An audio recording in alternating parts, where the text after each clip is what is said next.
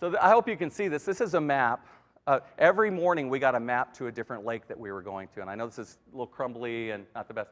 But this was Rally Lake, okay? And our lodge was up at the very top. See, it says Cobblestone Lodge and an arrow pointing to it, which lodge makes it sound way fancier, and it's just a couple cabins, you know, whatever. So we start up there, and one day, Kevin and Eric and myself and Dean, my in-law, we were assigned to do one lake for half the day with the option to come back to the lake where we actually stayed. Because we didn't, this lake only has trout in it. Has no other fish, only trout, which is really tricky stuff, apparently.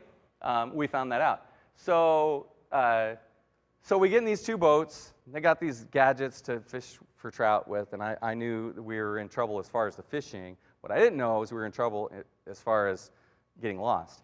And so we left out of that little port up there, and you see where that says Crocker Bay? That's Lake 1. Then in the middle is Lake 2, and then Lake 3 is the big lake over there. And when I say big, I mean big. The first lake, if you go from here, probably to somewhere in the middle or past Pleasant Hill, I measured it kind of on a map. It'd be past Berean Church, down there. That'd be Lake 1. That's about how big Lake 1 is, okay? And so then Lake 2 and Lake 3. So we get out there and we get on our way, and that's what I literally took a picture as we took off. Because the map looks easy. Oh, yeah, I'll just go this way. And then where there's going to be a skinny entry point, I go through there. Then there's going to be another skinny one to the left, and I go through there. Then we get into Lake 2, and you go here to get to Lake 3. So we go out. That's our first view. As we go on, this is kind of the view, okay? And as we continue on, this is kind of the view. So what you find out is everything looks the same. It all looks identical, okay? And we made it through the first little passageway, and as we're going up, I could take you back to the map, but I'm not going to do that.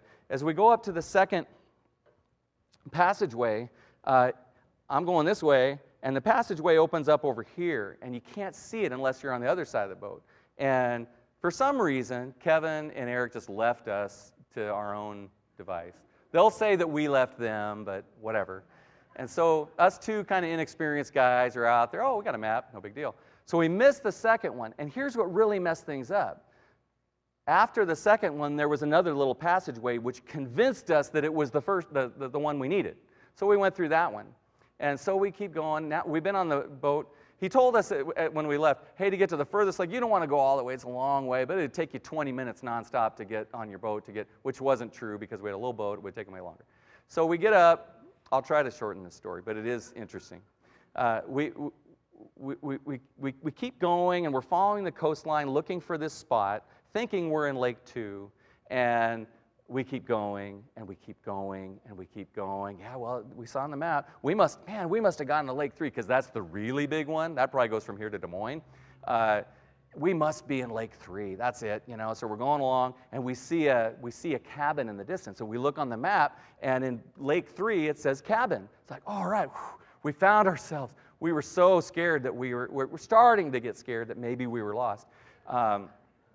Now that makes us feel better. We see the cabin, and then we keep going, and we keep going, and now we see a camp, look like a YMCA camp or something. It's like, holy cow, this isn't even on the map. Where does it go that far, and is it just not on there? What's going on? And so I will take you back here to explain what happens. So again, we start on top. We think we've gone into that big lake where the red line goes. We think we're convinced we're over there. And there's this rocky point that we saw in there. But we're now an hour and a half into this thing, and we don't recognize anything. So we better turn around. They always say follow the right coastline, and you'll eventually get back. So we're following this thing back. And we come through a channel. We come through another channel. And again, now we think we're back over here because we've gone so far again, and we see the camp. We're like, oh no, the camp's in Lake 3. We've been going another hour in Lake 3. What in the world is going on? Now we're scared. Now we're nervous. It's starting to get a little dusk out there, and we know we're going to run out of gas, and it's scary. It is really scary. Well, here's a long story short. when we came back in and saw that camp again and got really scared, what we didn't realize is that we never left Lake One. Okay, we'd gone the coastline of all of Lake One, and the camp we saw was right next to our camp. Okay, it was Rally Camp, and we were in Cobblestone, but we don't know that yet. We're scared to death, but we see a kayaker, a lady in a kayak. It's like, all right, we're going to humble ourselves here and ask for directions, right?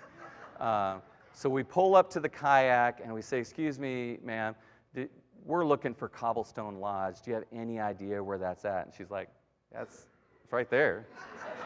She's like, there's the camp that's next to yours, and it's literally 2 minutes from where we're at. It's really, really humbling experience.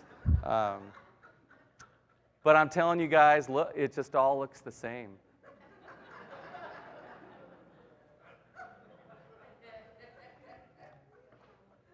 So here's the thing, and I just thought it was wonderful that Dave kind of brought this to my attention.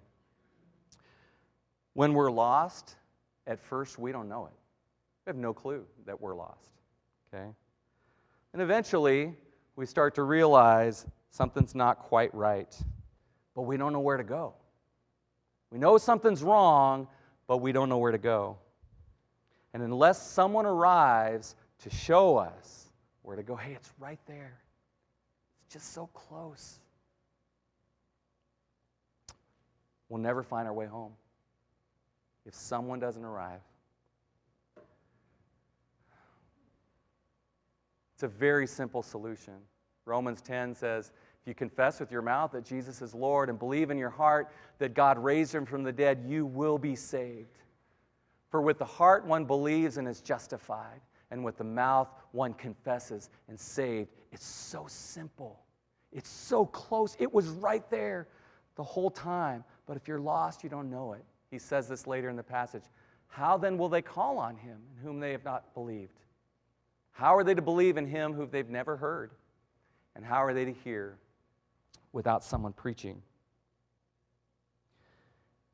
Part of our job as disciples, and Lydia was a recipient of this, is to be that person, that kayaker that said, oh man, it's just right there. It's so close. It's so close. Let's own that responsibility. In the coming days and months and years, let's shift our focus a little more over to this idea. Let's leverage these good works we're doing. And let's be that person to tell them it's so close. It's right here.